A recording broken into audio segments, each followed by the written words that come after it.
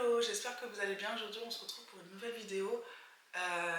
Oui, ça fait, je crois, 2 mois que je n'ai pas posté. Enfin, j'en ai posté qu'une en toute franchise.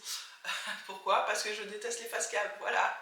Non, c'est pas que je déteste les facecam, c'est que, en fait, je suis pas à l'aise avec la caméra. En fait, parler face à une caméra, je suis pas encore habituée à ça. Et je vous avouerai qu'à chaque fois, je me dis, ouais, j'ai plein d'idées de sujets, etc. Mais le fait de passer devant la caméra, ça me terrorise. Voilà, c'est dit. Du coup, je suis là quand même, hein, avec une nouvelle vidéo. Alors aujourd'hui, j'ai envie de vous faire un peu, je sais pas trop comment on peut appeler ça, si c'est une story time, etc.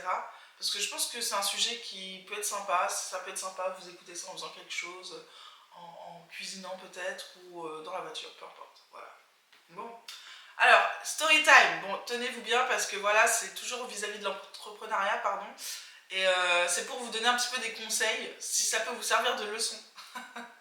Parce que vraiment, moi, en fait, mon problème, ma plus grosse problématique depuis que je me suis lancée, c'est de savoir dire non. Voilà, j'accepte des choses et parfois je me mets dans des situations, vraiment, c'est quelque chose. Alors, je vous explique, en gros, je travaille avec une personne, voilà, depuis bientôt 1 an et demi. Et donc cette personne, je l'ai rencontrée via d'autres personnes qui m'ont, on va dire, fait rencontrer ces personnes-là. Donc ça a débouché sur des contrats, etc., sur de la communication, etc. Et voilà, donc je suis partie voir cette personne à l'étranger il y a quelques temps. Qu'est-ce qui s'est passé? Donc en fait, cette personne-là, on va l'appeler Elisa. Elisa a un problème, on va dire, avec son estime d'elle. Elisa, c'est une personne qui a un super projet entrepreneurial qui pour moi va fonctionner à 100%.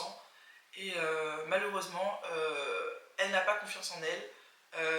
Et moi, en fait, je suis devenue, comment je suis devenue finalement cette psychologue. Alors attention, hein, c'est une façon de parler, mais plus où je ne travaillais plus avec elle finalement, mais j'écoutais ses états d'âme constamment. J'étais là pour la rassurer, etc. C'est devenu un cercle vicieux. Je vous explique le tout.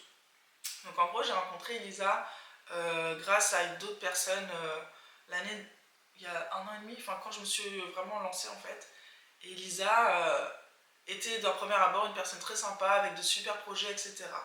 Donc moi je me suis dit let's go, elle m'a demandé des conseils sur mes services, etc.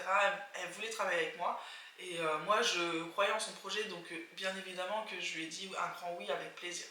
Sauf que, en fait, le piège s'est refermé sur moi. Déjà, au niveau de la facturation, j'ai pas facturé ce que j'aurais dû facturer parce que elle débutait dans son projet. Je voulais pas que. Je voulais absolument travailler avec elle, on va dire, tout simplement parce que je croyais en projet et je m'étais dit qu'en peut-être potentiellement baissant le prix, bah. Je sais pas, très mauvaise idée. Déjà là, je me dis à haute voix, c'est trop bizarre. Ne faites pas ça.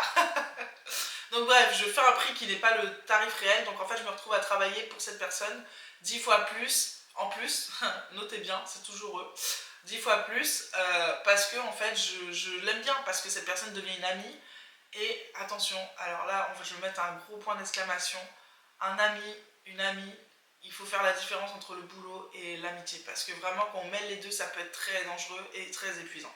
Moi c'est ce qui s'est passé, en fait cette personne est devenue mon amie, et en fait, j'ai passé, on va dire, je suis passée un peu de l'autre côté, où je me suis retrouvée, en fait, en plus de travailler à un prix très bas, à devoir écouter tout le temps, tout le temps, tout le temps, tout le temps, ses états d'âme, ses problèmes, à la conseiller. C'était une personne qui ne se sentait pas légitime dans son business, et je me suis retrouvée pendant des jours, des heures, des mois, à devoir la conseiller, à devoir subir un peu ses états d'âme dès que ça n'allait pas psychologiquement. Ça se ressentait, pardon, sur le travail, donc en fait, je me suis retrouvée à devoir être un tampon à chaque fois entre le boulot et le perso.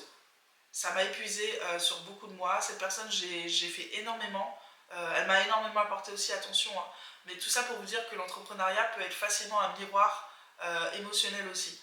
Je m'explique. En fait, ça va réveiller en vous certains aspects, je pense, qu'il faut travailler. En fait, moi, ma facilité à ne pas dire non, j'ai vraiment peur de dire non, j'ai vraiment peur de décevoir.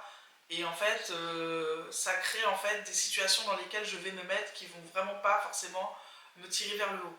Là, pour le coup, ça a duré des mois et des mois. Je me suis retrouvée avec encore une fois, un travail énorme. Parce que vraiment, je faisais vraiment tout pour cette personne, en fait. Et en fait, quand elle me demandait des choses, je les faisais parce qu'au fond, c'était mon ami et que je me disais, waouh, si je le fais pas, quel genre d'ami je serais. Sauf que non, en fait. Enfin, il aurait fallu que je me dise, ok, cette personne me paye pour telle prestation et c'est ok.